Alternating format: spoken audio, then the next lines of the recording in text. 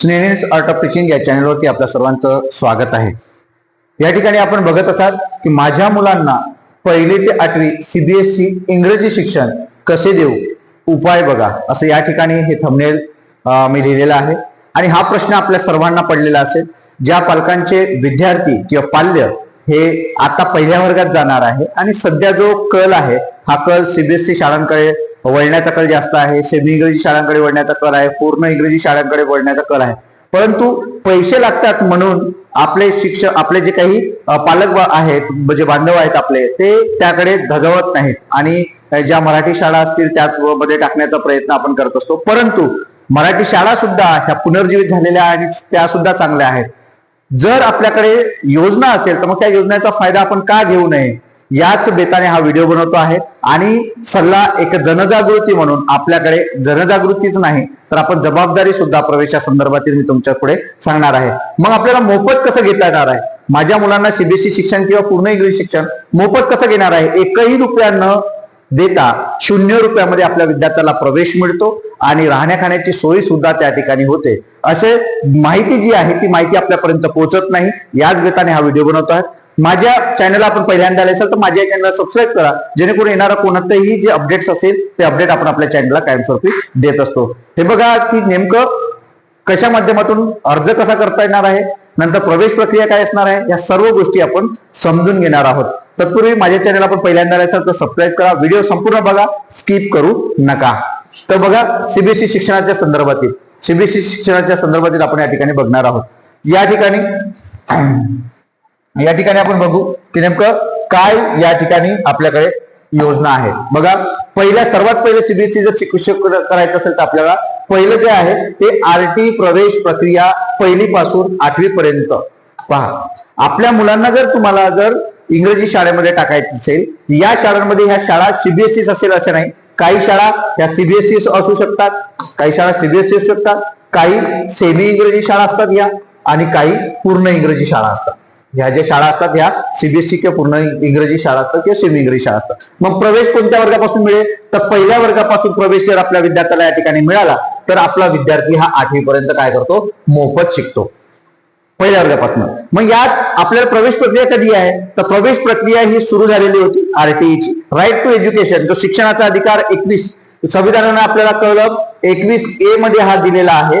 हा संविधानाचा हक्क जो आहे आपला, हा संविधानाने दिलेला हक्क शिक्षणाचा, या माध्यमातून 25% हे सर्वांसाठी राखीव आहे। मग ही प्रवेश प्रक्रिया सुरू झालेली होती, परंतु याची जी अट होती ही अट 1 किलोमीटरची अट होती। म्हणजे जो पालक आहे किंवा पाल्य आहे त्या गावापासून 1 किलोमीटरच्या आत जर शाळा असेल आरटीच्या अंतर्गत तर त्यात तुम्हाला प्रवेश घेता येत होता। आता 3 किलोमीटरपेक्षा जास्त जर तुमचं अंतर जरी असेल तरी तुम्हाला त्या ठिकाणी काय मिळणार आहे, प्रवेश मिळणार आहे। आणि याची डेट जी होती ती 10 मार्च लास्ट डेट होती, परंतु शासनाने पुन्हा ही डेट सुरू केलेली आहे। त्यामुळे हा व्हिडिओ बघितल्यानंतर तुमचा मुलगा जो असेल किंवा मुलगी असेल आणि 6 वर्ष पूर्ण 31 डिसेंबर पर्यंत 2026 या 2026 पर्यंत जर 6 वर्ष पूर्ण होत असेल तर तुमचा पाल्य या ठिकाणी काय आहे, लायबल आहे। उत्पन्नाची अट 1 लाखापेक्षा कमी उत्पन्न ज्या पालकाचं आहे त्यांना या ठिकाणी संधी मिळणार आहे। नंतर महत्वाचं काय आहे तर हे कोणासाठी आहे तर यामध्ये ओपन सोडून सर्व प्रवर्गाकरिता हे आहे। ओपन सोडून सर्व प्रवर्ग म्हणजे कोणते, SC, ST, OBC, NT, VJNT, SBC सुद्धा, आणि त्यात सर्वच कॅटेगरी आले, वंचित बहुजन घटक सुद्धा आले, दिव्यांग आणि जे एड्स बाधित जे काही असतील किंवा त्यांचे कॅन्सरग्रस्त पालक असतील, त्यांचे पाल्य जरी असेल तरी त्यांना या ठिकाणी संधी मिळणार आहे। ह्या ज्या शाळा आहेत या 3ही पद्धतीची शाळा असणार आहे, सीबीएसई, सेमी आणि पूर्ण, या ठिकाणी मोफत तुमच्या विद्यार्थ्यांना प्रवेश मिळणार आहे। दुसरी हे झालं आरटीच्या अंतर्गत तुम्हाला मिळणार आहे कधी, 1ली ते 8वी पर्यंत। आता दुसरा मुद्दा कोणता आहे, इंग्रजी नामांकित शाळेमध्ये तुमच्या मुलांना प्रवेश मिळणार आहे। इंग्रजी नामांकित शाळा, ज्या इंग्रजीत नामांकित शाळा असतात ह्या संपूर्ण नामांकित शाळा ज्या आहेत ह्या सीबीएसई असतात, सेंट्रल बोर्डच्या असतात। ह्या सर्व शाळा कशा असतात, इंग्रजीत असतात, बरोबर। हे कोणासाठी आहे तर एसटी बांधवांसाठी आहे, एसटी पालकांसाठी हे असणार आहे, हे एसटी पालकांसाठी या असणार आहे शाळा। मग यांचं ऍडमिशन प्रोसेस सुरू झाली का, नाही, ऍडमिशन प्रोसेस पुढच्या महिन्यामध्ये यांची ऍडमिशन प्रोसेस सुरू होणार आहे। आदिवासी विकास विभागाच्या माध्यमातून या सीबीएसई शाळांना त्या ठिकाणी दिलं जाते, प्रवेश दिलं जातं. मग हा सुद्धा प्रवेश जो आहे हा फर्स्ट स्टँडर्ड पासनं तर तुमच्या पोरांना 12वी पर्यंत सुद्धा याचं काय म्हणते मोफत शिक्षण मिळते या सीबीएसई मध्ये. एसटी बांधवांनी जाणीवपूर्वक लक्ष द्यायचं आहे. फर्स्ट स्टँडर्डला जर आपला मुलगा या ठिकाणी आपण टाकला सीबीएसई शाळांमध्ये तर 12वी पर्यंत तो शिक्षण घेतो. आणि आपल्याला माहिती आहे की सीबीएसई शाळा ज्या आता सध्या आहेत त्या शाळांची फी एका वर्षाची जर 1 लाख रुपये असेल तर 12 वर्षाची आपले 12 लाख रुपये हे वाचतात आणि आपला मुलगा हा सीबीएसई शाळांमध्ये शिकतो. त्यामुळे आदिवासी बांधवांना ही संधी आहे. आणि जे 12 लाख रुपये जे आपले वाचणार आहेत तर हे अत्यंत महत्वाचे आहेत. कारण आपल्या सर्वांना माहिती आहे की आदिवासी बांधव हा तुटपुंज याच्यावरती काम करत असतो, एखाद्या रोजगारावरती काम करत असतो, हातावर आणून आणि पाण्यावर खात असतो. त्यामुळे एवढं मोठं शिक्षण देणं हे आपल्या पालकांच्या दृष्टीनं शक्य नाही. त्यामुळे शासनाच्या माध्यमातून ह्या योजना ज्या आहेत या योजना आणल्या आणि याच्यातून आपल्या या नामांकित शाळांमध्ये आपल्या विद्यार्थ्याला प्रवेश मिळतो.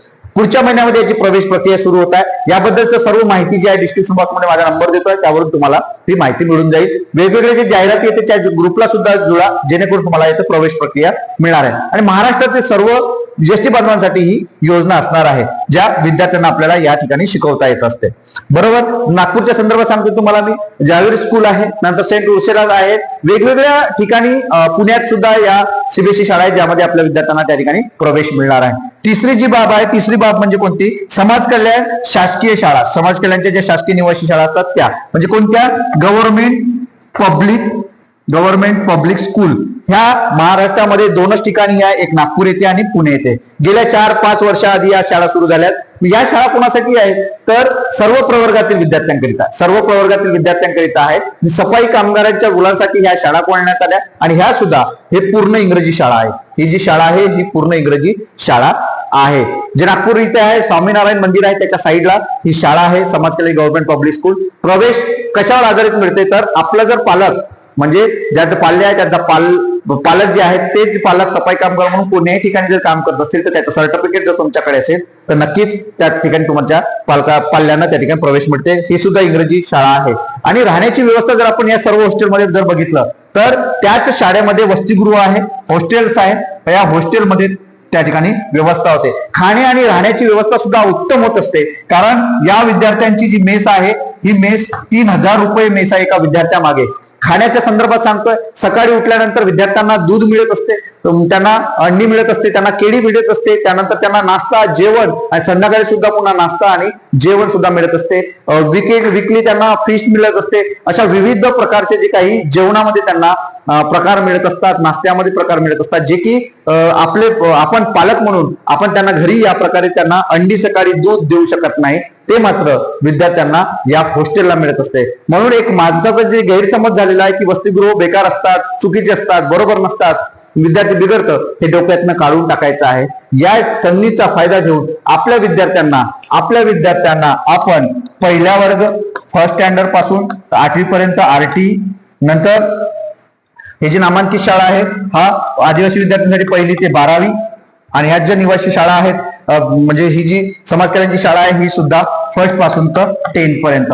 अशा सर्व या 3ही शाळांमध्ये आपण आपल्या विद्यार्थ्यांना मोफत शिक्षण देऊ शकतं. म्हणून ही जी संधी आहे ही संधी आपल्या पालकांनी मात्र गमावू नये असं मला वाटतंय. तुम्हाला याबद्दल अजून काही इन्फॉर्मेशन पाहिजे असेल, माहिती पाहिजे असेल तर मला फोन करा, मला व्हॉट्सअपला मेसेज करा.